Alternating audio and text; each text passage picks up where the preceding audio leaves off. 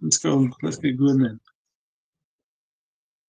Well, Clark, here we are, the very first tasting bothy of the year. Welcome, my friend. Hello. I'm sitting here trying to remember how to spell this. My book. Tonight's drink. Yes. Because I can't spell it. Look at it.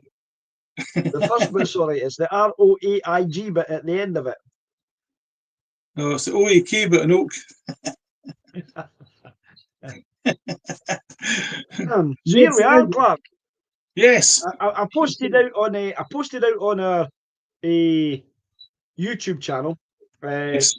or on our Instagram page, should I say? My apologies. Yes. That we'd be on live tonight. So I don't know if anybody will join us. We'll see if there anybody comes in and joins us, makes comments, and we can reply to them and sort that out. But it is the first one of the year. And as I said on my Instagram page, this really isn't one of my favourites. But that's not a reason not to. I mean, Laphroaig in general. I don't mean this one. I've never tasted this one. But I mean, I don't necessarily reach for a Laphroaig if I'm out somewhere and there's a dram in the bar or whatever else. It wouldn't be a drama choice for me. But that's no reason for us not to review it. And you know, and it'll be an honest review. Just because I didn't like it, didn't like Laphroaig in general, tasting wise, I find it just too medicinal and too peaty. For me, that's just a preferential taste. But it'll get a fair shout, the same as everything else does. I like to hear. This used to be my surprised. I like it. It used to be my favourite at one time, Laphroaig. But that was a while ago. I've kind of mailed it. I've tried an awful lot of drams since then, Clark. I've tried an awful lot of good drams since then. Really good drams. And some not so good drams. Well, I say this when I'm doing whiskey tastings, when I've got people in the tasting rooms and we're doing whiskey tastings, I always say that. If somebody says, "Oh, I didn't like whiskey," I just tell them, "Well, you've not drunk enough of them yet." Because as long as you keep trying, you'll find some that you like, and there'll be some that you like, and that's just life in general. We're like that with people. You're right. Right, you want me to tell you about this? A little bit about this. You've chosen this one, Clark. This is a dram that you've supplied to us. I know that. Well, I chose it because I said to you, "Let's do the Laphroaig tonight," but you gave me it. I did, so it's all my fault. Right, so it's a non-age statement as you'd expect. It's the Oak Select. Yes. I know a wee bit about the Oak Select because there's an awful lot of barrels in this. A lot of casks they've chosen. They've got PX casks. They've got Oloroso casks. They've got American White Oak casks. So it says a lot 5. So I don't know what it's going to taste like because it's got all these flavours and influences coming from it. It might be a wee bit complicated. I don't know. I don't think it is, but we'll try it and see what you think. Right. Right, so it's 40%, and that's about as much as I know. It's 40%, and it's kind of yellow colour. It's actually quite a light golden colour. You know, to think that it's been from all these different casks, you think that would have an influence. I mean, obviously we don't know the age of it, but you think it's been in a PX cask, it's been in a Oloroso cask. You would think it might have a wee bit of kind of sherry influence. It's quite oily, Clark. It's got quite an oily coat. When you look at it, coating the glass, you look at the legs on it. It's it's quite oily in the look of it. So we'll get a wee nose into it. Let's see what the nose tells us. Anyway, slange. Cheers. Well, it's a classic Laphroaig, isn't it? You're no mistaking that for anything else, that's for sure. It's got a medicinally peaty nose to it. It's exactly that. Exactly that. Which I'm not. That doesn't put me off because I do like peaty whiskies. And then you get that. It's quite citrusy. You get that first hit of peat, and then you get that citrusy zest. Huh.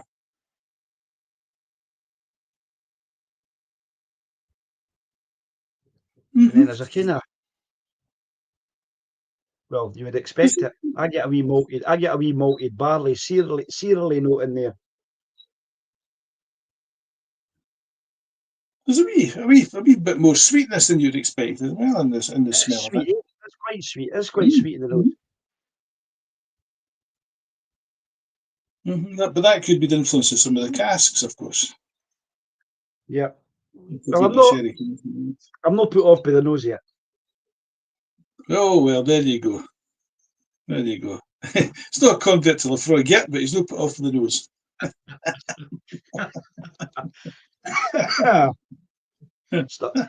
Excuse me, I've still got this, tickly cough sitting at the back of my mouth. Now this will cure it. Oh, I'm certain the medicinal qualities in this will just help you. Aye. If no, I might have another just to see if I can kill it all together. But anyway, right. Good plan. Let's try this.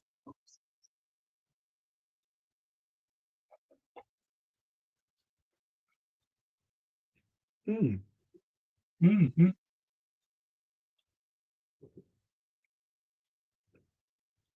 Oh, isn't that much more mellow and rounded than you thought? Oh, aye. It's thinner than I thought. I was expecting, because when I see it coating the glass, it does have coats the tongue. But oh boy, that's lovely. That's got. There you go, eh? If the finish on it, I'm left with that right kind of not strong, a kind of medium peaty kind of taste in my mouth. But what I was surprised with was when I first tasted that, I actually tasted mint. That's my first thing. Was I thought this is quite minty fresh. I mean, I know that sounds mental, but menthol? No, mint. Menthol. No menthol, mint. Let me have another one. Just see if you're right.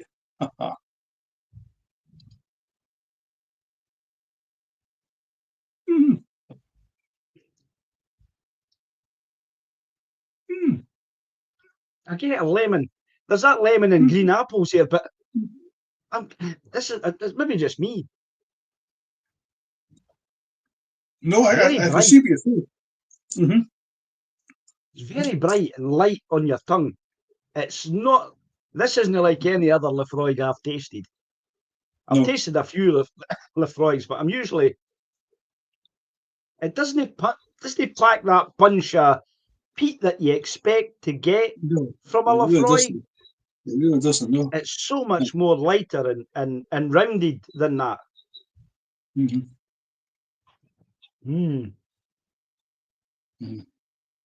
Yeah, I've had a dram at this one already. I've only had one out of it actually, but I was pleasantly surprised because I'm not a huge fan of your standard 10-year-old Laphroaig. Although I used to really like it, I find it a bit overpowering now. But I like this.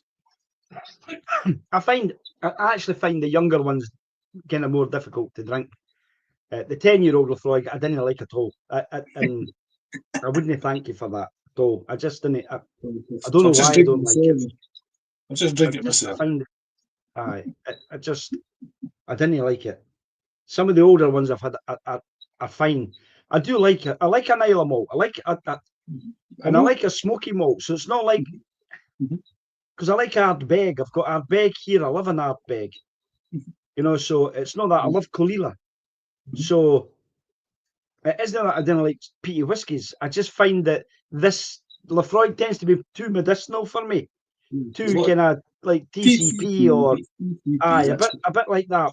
Whereas this has the classic medicinal notes to it, but it's not as overpowering as I would have expected. And I can't get over that. The nose is so light on it, so light. So you're getting that lovely. This is the kind of peated whiskey I like because it's got that smokiness to it, slight medicinal note to it, without being overpowering. And when on the palate, I've got that little bit of charcoaliness that you get, that you would get if you'd had stuck a tatty in the fire to cook it, like when you're away camping and you pull it out and you're left with the crispy Aye, outside aye, coating of the tatty with a wee bit of you're right. charcoal on it. So nice.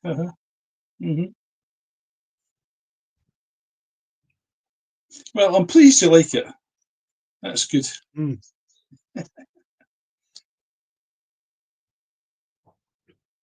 Me too. Right, so I'll save this one for when we're together and drink the other one myself.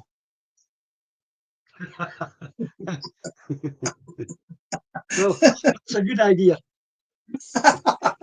Drink the one I didn't like and leave the one I do like, so when we're together I can have a go at it again. No. No, I'm pleasantly surprised by that. That's quite a nice dram, that, Clark. Aye, I was the same. I was the same. I thought that was nice. So I think it's a no bad start to 2025. I mean, I know we've had drams in 2025, but it's our first one in the bottle for this year. It is, right? I'm obviously, that's what I've not written down, is the date, which is the 22nd of January. It is. And I'm going to put number 1 up in the top.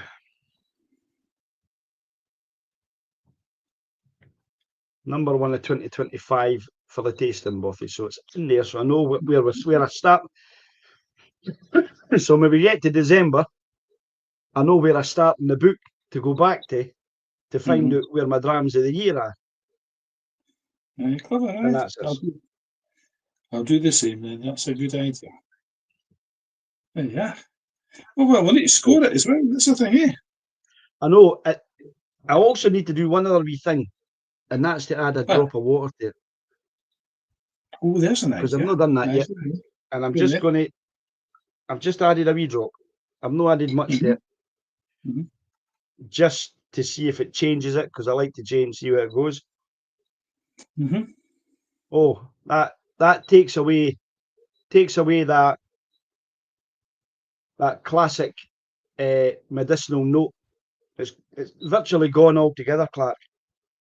Really? It's just a wee spot of water. Very good. And I'm left with just left with citrus. That citrus, green apple, gooseberry type sharpness on my nose, on the palate.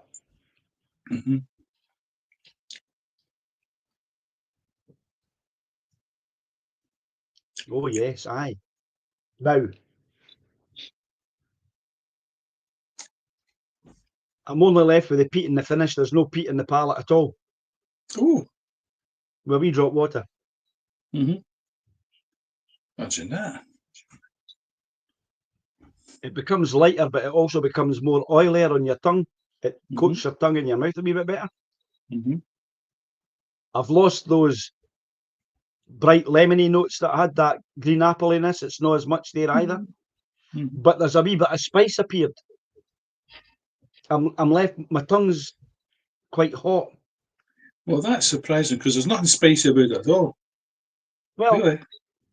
We say that, but if it's been in American oak casks or it's been in, the cask itself will have different influences depending on whether it's Quercus robus or Quercus alba. The American oak will be obviously Quercus alba. American white oak will be that, and it'll be a virgin oak that's in there. But you're going to get a wee bit of spiciness that's going to come from maybe the sherry casks that they've had. I'm not getting a sherry influence. I'm getting more of a bourbon influence now that I've added the water to it. But it's really strange. Either side of my tongue and across my tongue, there's a little bit of chilly heat. That's quite nice. I like that. And the finish I will need to try it with some water. I haven't brought any water with me, so I'll just need to have another one and put some water in it. Well, if I can show you how much water I added to that. I know. Maybe a couple of drops. So, can you see that? Camera back. That's all there is. It's not even kind of fingernail type size. That's all I've added to it. But it has loosened it up a bit. It really has. And then your mouth is just full of that peaty smokiness. Mm-hmm. This is how Puff the Magic Dragon must have felt. I feel like, I've got that I've got that charcoaliness in my mouth. It's that's what I like a peated malt whiskey. I like that flavour that I'm left with at the end. I didn't necessarily like it up my nose at the start, and I didn't like a full punch, but that just runs out, and it's got the length of the finish is quite nice. Mm-hmm. So I'm going to tell you what I scored it without the water. Right. And I'm going to revise my score with the water. Ah, well, that's interesting.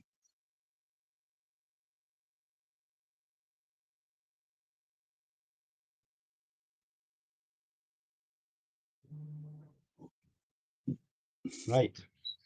So without the water, yes, I scored it an 84. Really? Uh-huh. Okay. Right. I liked the nose in it.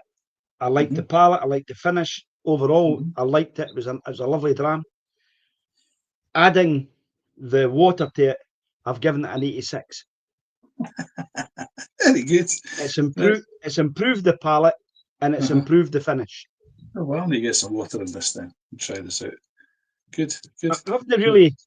I've not added the nose. I could have added the nose and gave it an extra one, and probably taken up to an 87, just because it's taken that. Aye. But I do like a little touch of peat on the nose. It's taking all that away. I'm just left with citrus, which is fine. But to me, that's no what I would expect for a Laphroaig. If I'm going to taste a Laphroaig, and as much as I've said how much I like or dislike them, if I'm going to have a Laphroaig, I expect it to smell like a Laphroaig. Right. You know what I mean? So it's lost that Laphroaig nose, but it's got everything else in the palate finish and overall. So yeah. Very good. Well, you actually scored it higher than me. I scored an 83. All right. At one time, I'd have scored a Laphroaig in the 90s. Oh, would you? Absolutely, aye. But I've come to my senses since then. You've refined your palate over the years. No, it's a very pleasant jam. It's an easy 8 and a bit out of 10, easily. Aye, easily. I've no shadow of doubt to score it in the 8s. Eight and a half. No issue with that whatsoever. I've thoroughly enjoyed that tonight, Clark. That has been an interesting tasting.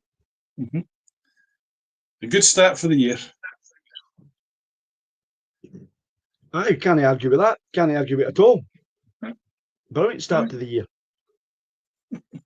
So we'll need to get another one arranged soon. We've got 2 or 3 more drams for us to go through, our Christmas presents that we've got that are on shelves, and I've got loads of them sitting there waiting to go, so it's great. Yes, they're running start here. Yes, I've got a couple of nice Glengoynes to go that I was given as presents from friends who bought me Glengoynes, even though I worked for them. I had actually said to them, it was down to the fact that I had said to them how much I enjoyed these whiskies. Yes. When I'm doing whiskey tastings and I'm in the tasting room, and because I'm not tasting them in the tasting rooms, but I have tasted them. And when you work for the organisation, it's kind of, if you can taste them, and I suppose you can drink them and you get them home to do homework with and whatever. So my brother decided to buy me something. He said, well, you need to get one of these. If you like that, I'm going to buy you one of them. So he's bought me one, and I've got another one for another friend. So we'll get a chance to do them in the next couple of weeks. So looking forward to this. So that'll be fine. Right. But anyway, we will say our farewells, Clark, on the tasting bothy. How long have we been in for tonight? 21 minutes. That's not bad. That's a nice little start for us. I've now launched our TikTok page. So in the tasting bothy is now on TikTok. I put a wee note out to the tickety talkers tonight and said to them, "Good evening, tickety talkers, who we are and what we're doing." And hopefully some of them will find us on our YouTube channel. Others will find us on our Instagram page, and we'll get more followers, and other folk will come and listen to just what we're talking about here. But I'm quite surprised at this, but not too surprised with the amount of cask influence there was in it. We don't know the age of the statement of this. I mean, they're different kinds, different strengths, and different ages, and different. I know, and that's the thing. So it could be young, but it could also be 12-year-old, 14-year-old, whatever. We don't know. My thing is though, Clark, if you've got Oloroso sherry, PX Pedro Jimenez casks, first fill bourbon casks, American oak casks. Well, firstly, it's got to be in the cask as a new make spirit for 3 years and a day. Right. So, did it just see a PX cask, or was it in it for 6 months? Was it in? So we don't know how many it was in all these casks, but we don't know for how long. And how much that influence is here. I do get quite a bit of bourbony influence for that. I don't get a sherry influence. So I think it's probably been matured at some point in a first fill bourbon cask, probably for the longest period of time, to give it its that taste there, and maybe the colour, because it's not as robustly red as I would expect it to be. It wasn't robustly sherry either. So anyway. Well, that's a unit sweet. Right, good. Right, we'll end the live stream, and we'll see everybody when we join them again in the tasting bothy. So thanks very much for joining us, folks. For the one person that followed us this evening on here, well done. We look forward to catching up with you at some point. Please feel free the next time you're on, post a comment so we know you're there. We're happy to answer any questions. So thanks again from Clark and for myself. Good night. And good night.